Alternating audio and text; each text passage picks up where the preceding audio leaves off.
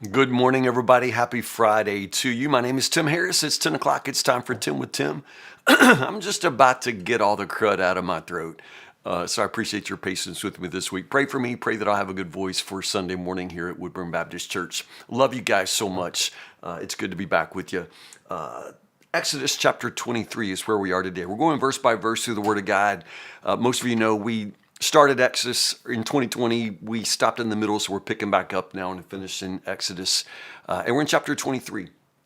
I hope you spent some time in chapter 23. I find several things here that we probably will benefit from talking through. So let's just hit some high points. First off, stuck in these laws, some of which just seem so random and removed from us culturally, there are just some principles that are just so important.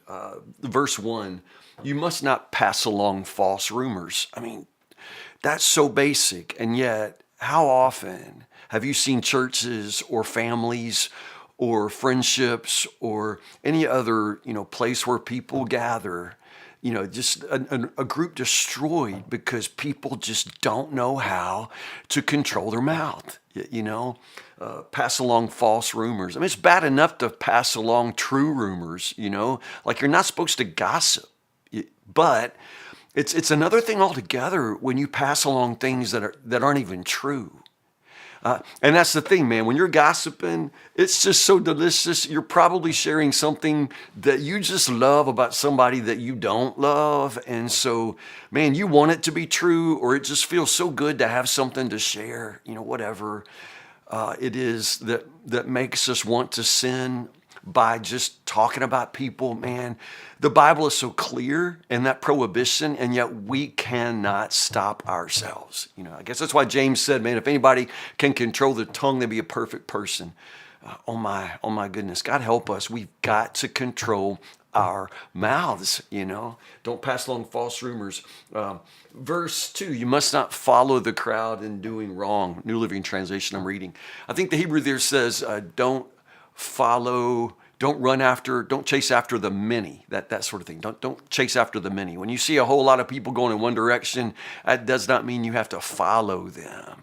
So often being a man or woman of God just means knowing how to stand alone, knowing how to not follow the crowd. Because I'm telling you, the crowd's not going to follow Christ.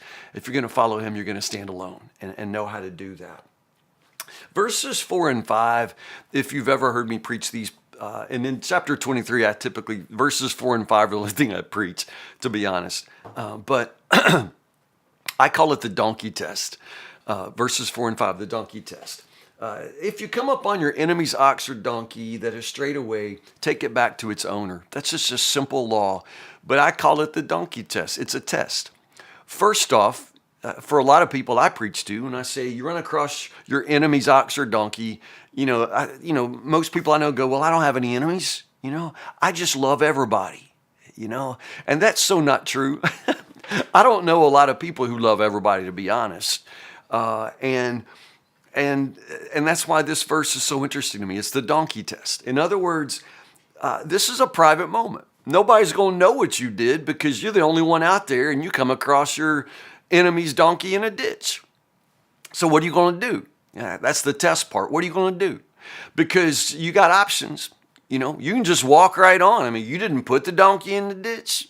You didn't ask, to see the donkey in the ditch, and you got things to do and places to go. You know what I'm saying? That's what makes it a test. And I love this passage because it's a good test for me. You run across a donkey in a ditch, and it belongs to this person that doesn't like you, or this person that you don't like. Either way you want to frame it, one way or the other. You know how it is. There are just some people, you find their donkey in a ditch, and you're thinking, I guess our donkey's in a ditch. You find a little pleasure in it.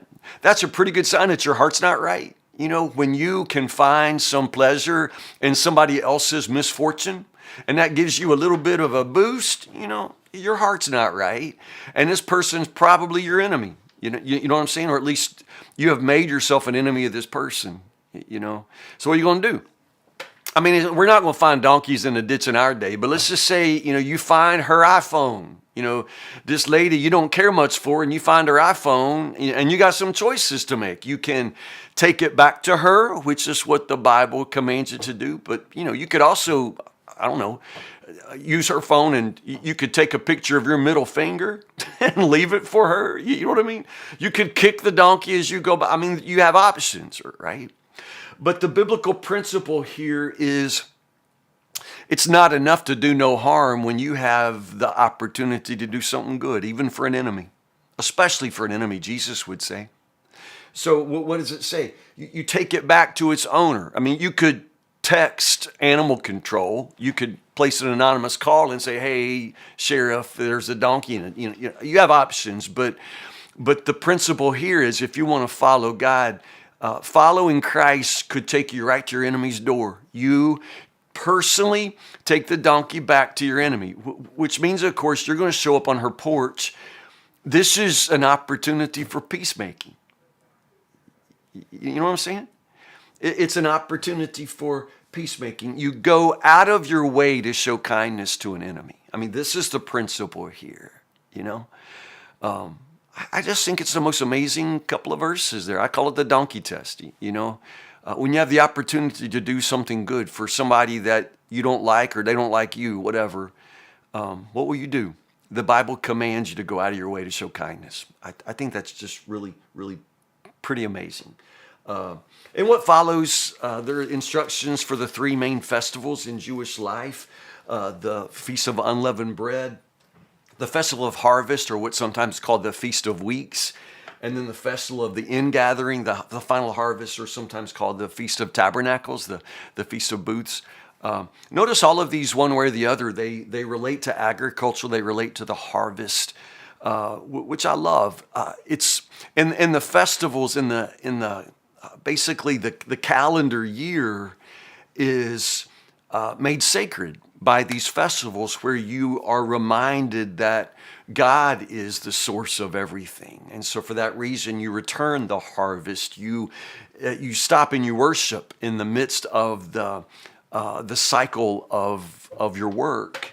And so that's what I love about the festivals. They unite the everyday life and work of the people with the worship life that they have in the Lord. One of the problems in our culture, one of the problems we have in our churches is the way we compartmentalize our lives. You've got your church life and then your life, you know, and most of us, our church life is so far removed from the way we live and what we do with the rest of our days.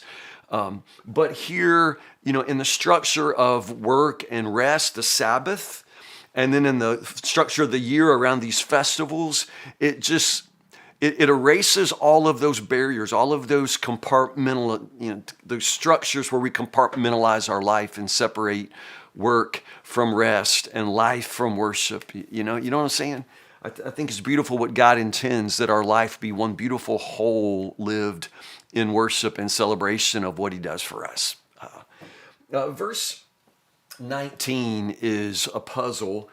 You must not cook a young goat in its mother's milk. It seems so random and weird, and it's like, that sounds gross. I don't even know what that is. This is one of the verses from which, of course, Jewish tradition, gets, kosher food laws. And among the most, basic principles of kosher food laws is you don't mix meat and dairy, which comes from this verse. Like you're not supposed to mix, goat meat with goat milk. I don't know, that seems so random. I'm not arguing with all the Jewish tradition, but that doesn't seem like the intention here to keep you from eating a cheeseburger. Literally, a cheeseburger would be cheese, dairy on meat, so they don't let you have cheeseburgers because of this verse. I just think that's weird. I think it's personally, I think it's most likely an idiom that we've lost.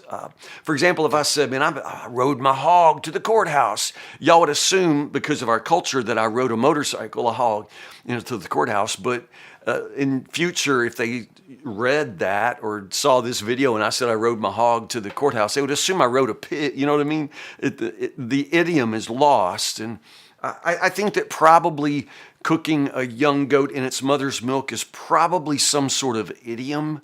It probably meant something else to the people, and we've lost it. It's usually, this occurs 3 times in the Torah, and it's usually in conjunction with the offerings. As you harvest your crops, bring your best. Don't boil a young goat in its mother's milk. I think it's probably a prohibition against mixing old and new. In other words, if you're bringing your offering, you're supposed to bring the first crops, the best crops. The temptation would be to mix the new generation, to mix this year's crops with last year's crops. In other words, put this year's seed on top of a bushel of last year's seed, and it looks like I'm giving my best when I'm not. You know what I'm saying? So that young goat would be the new, and the mother's milk would be the previous, the old generation. I'm probably not making any sense to you, but I'm suggesting that there's probably an idiom. This probably had something to do with the offering, and we've lost the meaning of the idiom. For that reason, people have translated it in a multitude of ways, which we can never be sure are true to the context. These last verses, 20 through 32 through the end, are basically beautiful pictures of God's promises to care for his people. One of the things I note, and I'll finish with this, is when he says, I will drive the people out in front of you. You're going to take this land, and I will drive the people out, but I'm going to do it little by little. I mean, it's what it says there in verse 30. I'll drive them out a little at a time until your population is increased. I just think it's interesting that what God does for us is often more of a process than an event. I'll just give you an example. I've been wanting God to heal me of this crud so that I can preach, and I wanted him to heal me instantly, miraculously, like one cough, and my throat is clear. But it's been a long, slow process this week of getting better. And most of the time what God does is over time through processes, and we don't always love that. We want God to do it big and miraculous and immediate, but God knows what he's doing, and he does everything well. And in this case, he says, I'm going to drive them out little by little, because it wouldn't help you. It wouldn't help you at all to give you this whole land in one fell swoop. You know what I mean? God knows what he's doing, and probably what he's doing in your life is a little over time, and that's underwhelming, and it's not exciting, and sometimes you can't even tell what he's doing because it's happening so slowly. But make no mistake, God is at work. He is working a little at a time, perhaps in your life, but day by day, he is doing you good, and one day you will look back and understand how blessed you have been. I love you guys. It's going to be a good weekend. But again, pray that I'll have voice for Sunday. I'm starting a new sermon series here at Woodburn called Money Talks, talking about stewardship and finances. So please be a part of that. As I've been saying, your financial life is a very, very important window into your soul. It will say more about your spiritual life than most of us wish were so obvious. And so join me in the pulpit at Woodburn, 8, 9:30, and 11, worshiping live here at Woodburn. Would love to see you. If I don't see you this weekend at Woodburn, I will see you Monday morning at 10 o'clock for 10 with Tim. We'll be in chapter 24. I love chapter 24. It's one of those amazing and in some ways shocking pictures when the elders sit down for a meal in the presence of God. They see him, they eat with him. We'll talk about that. It's amazing. And that's chapter 24, verses 1 to 18 for Monday morning. Love you guys so much. Thank you for a good week. And I will see you on